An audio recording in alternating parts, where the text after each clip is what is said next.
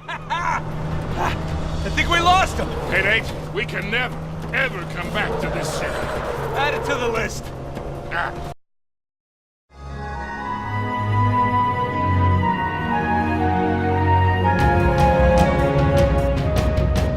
Early on, these emails would go out, like in the character team, and they'd send these videos, and they'd show like what they can now do with the eyes, or what they can like now get sweat happening on the skin. Where I'm just like, this is ridiculous, and kind of super rad. Hey, brother! Watch out!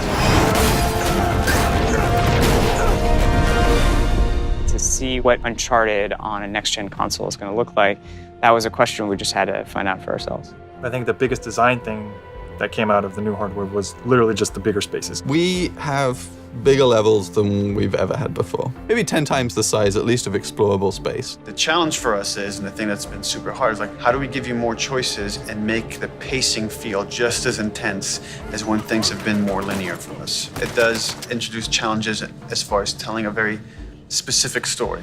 Well, you still have point A to point B, you just have different branches now to get there.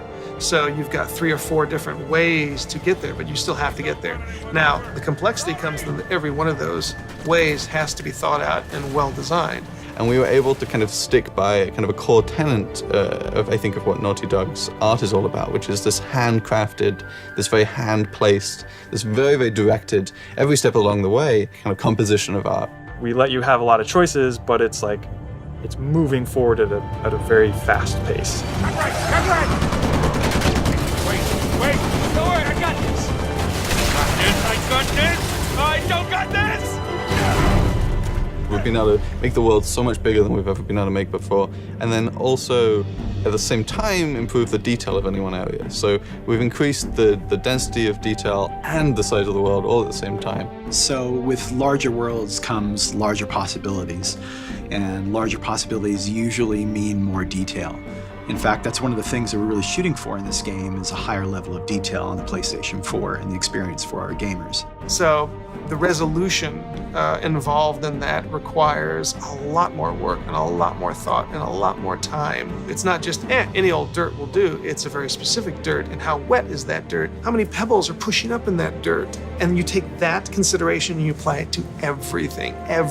One of the things that I think improved the most from Uncharted 3 to Uncharted 4 is texture resolution. Bigger texture means more detail. The new hardware just allows us to achieve what we've been trying to achieve the whole time, and that's just believability and complexity. There's a lot of just passion into all these small details that really shines through, and it's because we really empower people who care to make the difference that they want to make. Nathan Drake in-game has at least 11 to 12 outfits, and that's just for Nathan Drake. Think about, we have Elena, we have Nadine, we have Rafe, we have Sully, we have Drake's brother. Everything suddenly needs a level of thought and scrutiny that we didn't have to do before. It makes a much more rich experience, a much more immersive experience, but it takes a lot of time. Just the quantity of interactable things in the environment. I mean, we really want our jungles and our environments to feel alive. And being able to have hundreds and hundreds of objects that can be destructible and it's moving around. It impacts gameplay in that, your cover can be destroyed, so you have to move around more. But even outside of that, just seeing all this stuff happening, the screen is so much more alive. The world is much more alive. Everyone here respects the craft of making a video game, and that why shouldn't every part of this game be the best thing, the best art, the best, have design really be like serious, considered design and crafted experience for the player. And once that kind of gets into the DNA, it kind of takes over everything. And, everybody from the very top to the very bottom, we do have a structure. We're flatter than a lot of places, but we do have a structure. But everybody listens to everybody. And if somebody has a fantastic idea, they're encouraged to just shout it out and people will listen.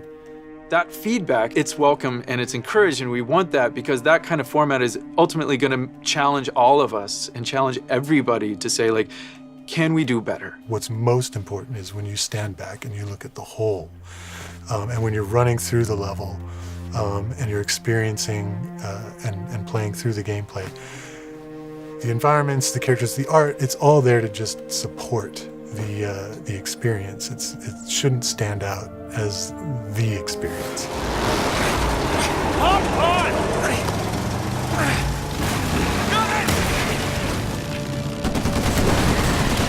Here, take this! It's really an interesting challenge. Like, if we do our job right, hopefully people are not going, wow, that's great animation. They're just engrossed and they're believing it. I think we lost him. Hey, Nate, we can never, ever come back to this city. Add it to the list. The biggest change we've had in Uncharted 4 would be the use of the head cams and the facial markings, facial animation. For the first 3 games, this has always been hand animated. Now we're in a unique situation that we're now capturing those actors' faces and we're getting all the great details that brings in, and then we inject the look and feel that we've come to expect from the characters that we know. Every animator that we hire at Naughty Dog has to be really good with working with motion capture, because a lot of their job will be doing that. But they also have to be a really, really good animator, because when we do need to animate something that we can't capture, it has to look exactly like something that we captured. Yeah, can I help you? Yeah, I'm looking for my little brother. Sam? It's good to see you again, Nathan. God, Sam. Oh, all right. Take it easy, take it easy. Last gen, you'd actually get a black frame between gameplay and cutscene, which would mean it kind of takes you out of the experience. It's a little tell.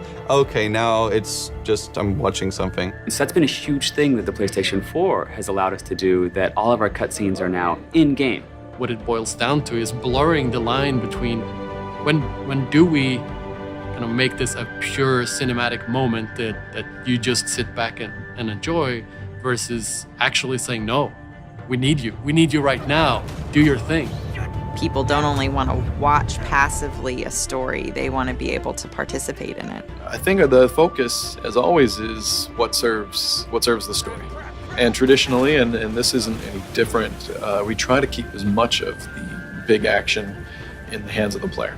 So it's not something that you finish something in the game and then get to watch. It's something you get to experience. You reach that point yourself. What we're trying to do is make them richer, make them more playable, give the player more options within those set pieces. So to have like a really interesting combat encounter with a lot of different options and a lot going on within a set piece that's falling apart all around you. The gameplay, the environment, the music, everything is coming together to make you as the player feel like you're Nathan Drake and to feel like you're on this grand adventure.